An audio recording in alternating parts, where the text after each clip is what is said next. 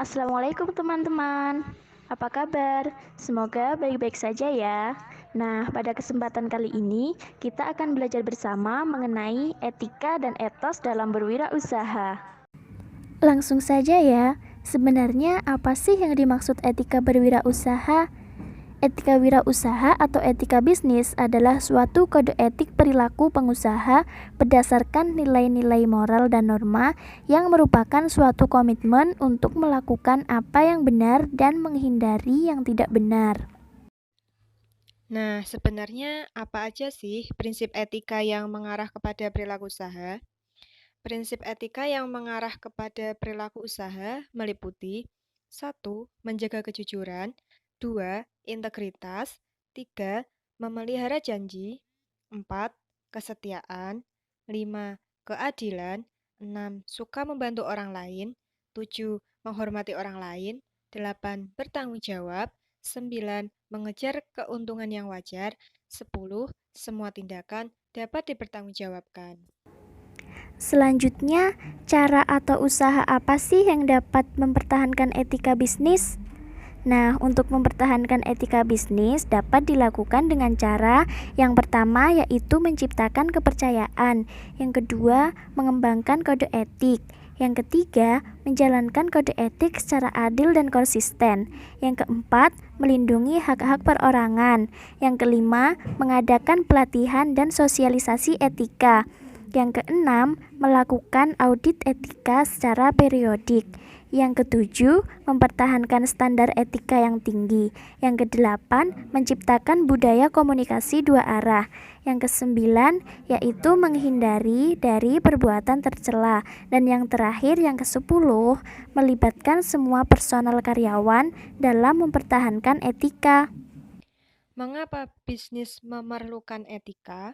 Bukankah kegiatan bisnis hanya bertujuan memperoleh keuntungan sebanyak-banyaknya dengan cara apapun? Tidakkah perilaku etis yang diterapkan oleh perusahaan malah akan menghambat perusahaan untuk berkompetisi dengan para pesaingnya? Karena menurut Pos dan kawan-kawan dalam Solihin 2009 halaman 179 ada 7 alasan yang mendorong perusahaan untuk menjalankan bisnisnya secara etis, yaitu yang pertama, meningkatnya harapan publik agar perusahaan menjalankan bisnisnya secara etis. Yang kedua, agar perusahaan tidak melakukan berbagai tindakan yang membahayakan pemegang saham. Yang ketiga, penerapan etika bisnis di perusahaan dapat meningkatkan kinerja perusahaan. Yang keempat, penerapan etika seperti kejujuran, menepati janji, dan menolak suap dapat meningkatkan kualitas hubungan bisnis antara dua pihak yang melakukan hubungan bisnis. Yang kelima, agar perusahaan terhindar dari penyalahgunaan yang dilakukan karyawan maupun kompetitor yang bertindak tidak etis. Yang keenam, dapat menghindarkan terjadinya pelanggaran hak-hak oleh pemberi kerja. Dan yang terakhir, yang ketujuh, perusahaan perlu menerapkan etika bisnis dalam menjalankan usahanya untuk menjaga perusahaannya. Dari uraian tadi sudah jelas dong ya bagaimana pentingnya menerapkan etika berwirausaha dalam usaha atau bisnis. Jadi, apabila kita hendak membuka suatu usaha atau bisnis, kita harus paham dan menerapkan apa itu etika bisnis agar tujuan bisnis kita dapat tercapai. Selain etika berwirausaha, kita juga harus paham apa itu etos berwirausaha. Nah, sekarang aku mau tanya nih, apa sih yang dimaksud etos berwirausaha itu? Etos berwirausaha adalah suatu kebiasaan atau budaya moral yang menyangkut kebiasaan bisnis yang dianut dalam suatu perusahaan dari generasi ke generasi lainnya. Intinya, pembudayaan atau pembiasaan penghayatan terhadap nilai-nilai, norma, atau prinsip moral tertentu yang dianggap sebagai inti kekuatan dari suatu perusahaan yang sekaligus juga membedakannya dari perusahaan lainnya. Etos berwirausaha sangat berhubungan dengan etos kerja. Nah, etos kerja sendiri merupakan suatu watak, sifat, keyakinan, maupun pandangan yang positif yang dimiliki oleh sekelompok orang atau golongan dalam melakukan suatu pekerjaan atau pembangunan yang disertai dengan semangat, rasa optimis, serta keuletan untuk mencapai satu tujuan atau meraih kesuksesan melalui usaha yang gigih, yakin, dan tidak mudah berputus asa. Nah, bagaimana sih tanda-tanda seseorang memiliki etos kerja yang tinggi? Tanda-tanda orang yang memiliki etos kerja yang tinggi adalah: 1. Mempunyai penilaian yang positif terhadap hasil kerja manusia. 2. Menempatkan pandangan tentang kerja sebagai suatu hal yang amat luhur bagi eksistensi manusia. 3. Kerja yang dirasakan sebagai aktivitas yang bermakna bagi kehidupan manusia. 4.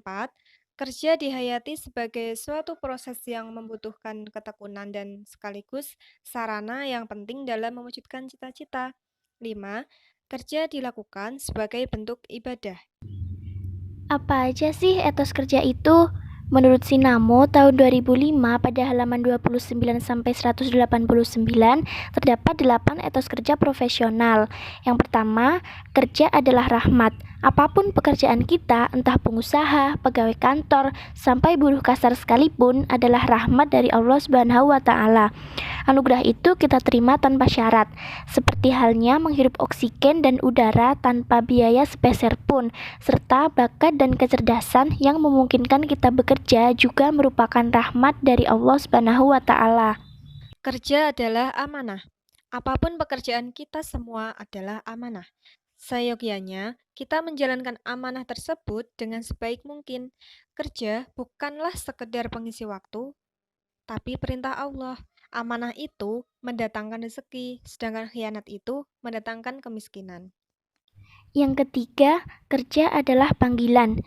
Jika pekerjaan atau profesi kita disadari sebagai panggilan, kita bisa berucap pada diri kita sendiri, I'm do my best. Dengan begitu, kita tidak akan merasa puas jika hasil karya kita kurang baik mutunya. 4. Kerja adalah aktualisasi. Aktualisasi diri artinya pengungkapan atau pernyataan diri kita. Apa yang harus kita aktualisasikan? 1.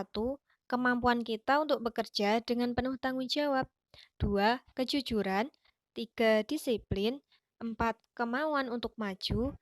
Dan 5. Tunjukkanlah terlebih dulu kualitas pekerjaan yang Anda lakukan sebelum Anda menuntut terlalu banyak untuk menerima imbalan yang besar, karena kerja adalah aktualisasi diri. Yang kelima, kerja adalah ibadah. Seperti halnya aktivitas keseharian seorang muslim, kerja juga harus diniatkan dan berorientasi ibadah kepada Allah. Dengan kata lain, setiap aktivitas yang kita lakukan hakikatnya mencari keridhaan Allah semata. Kesadaran ini pada gilirannya akan membuat kita bisa bekerja secara ikhlas, bukan demi mencari uang atau jabatan semata. 6. Kerja adalah seni. Kesadaran ini membuat kita bekerja dengan enjoy seperti halnya melakukan hobi, dengan mengungkapkannya melalui dan menggunakan media pekerjaan kita seperti komputer, kertas, pena, suara, meja, kursi, atau apapun alat materi kerja kita. Materi kerja di atas diolah secara kreatif dan imajinatif dalam peristiwa kerja dengan memanfaatkan tidak hanya nilai warna, tetapi terutama nilai estetikanya.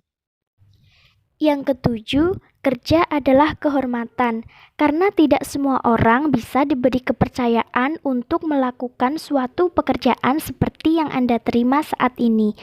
Kerja bukanlah masalah uang semata, namun lebih mendalam, mempunyai suatu arti bagi hidup kita. Kadang mata kita menjadi hijau ketika melihat uang, sampai akhirnya melupakan apa arti pentingnya kebanggaan profesi yang kita miliki. Bukan masalah tinggi rendah atau besar kecilnya suatu profesi, namun yang lebih penting adalah etos kerja dalam arti penghargaan terhadap apa yang kita kerjakan. Sekecil apapun yang kita kerjakan, sejauh itu memberikan rasa bangga di dalam diri. maka itu akan memberikan arti besar bagi kita. Seremeh apapun pekerjaan kita, itu adalah sebuah kehormatan. Nah, jika kita bisa menjaga kehormatan dengan baik, maka kehormatan yang lain yang lebih besar pun akan datang kepada kita. 8. Kerja adalah pelayanan. Manusia diciptakan dengan dilengkapi oleh keinginan untuk berbuat baik. Apapun pekerjaan kita, pedagang, polisi, bahkan penjaga mercusuar, semuanya bisa dimaknai sebagai pengabdian kepada sesama. Lantas, apa aja sih hal-hal yang mempengaruhi tinggi rendahnya etos kerja? Nah, hal-hal yang mempengaruhi tinggi rendahnya etos kerja yang pertama yaitu kepemimpinan. Pemimpin atau manajer bertugas dalam memotivasi pekerjanya agar memiliki etos kerja dan akhirnya bisa berpengaruh terhadap produktivitas dari sebuah perusahaan atau lembaga kerja yang lainnya.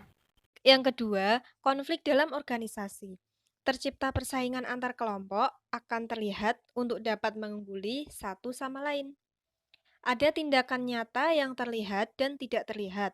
Contohnya, saling diam, dan yang paling fatal adalah bertengkar. Pengelolaan konflik, dan inilah peran pemimpin, yaitu mengarahkan dan mengelola konflik agar tetap produktif dan menjaga kelangsungan organisasi. Yang ketiga yaitu motivasi. Seorang karyawan yang motivasinya rendah akan menjadikan kerja hanya sebagai keterpaksaan, bahkan menjadikan beban untuknya. Nah, motivasi ini merupakan faktor pendorong agar karyawan semangat untuk bekerja. Nah, itu dia penjelasan materi mengenai etika dan etos dalam berwirausaha. Jadi, kesimpulannya apa? Simpulannya adalah etika dan etos berwirausaha sangat penting kita pahami dan terapkan apabila hendak menjalankan usaha. Hal itu karena etika dan etos berwirausaha mempengaruhi berbagai aspek dalam usaha kita nantinya. Mungkin itu dulu ya belajar kita hari ini. Kita lanjut lagi di video selanjutnya.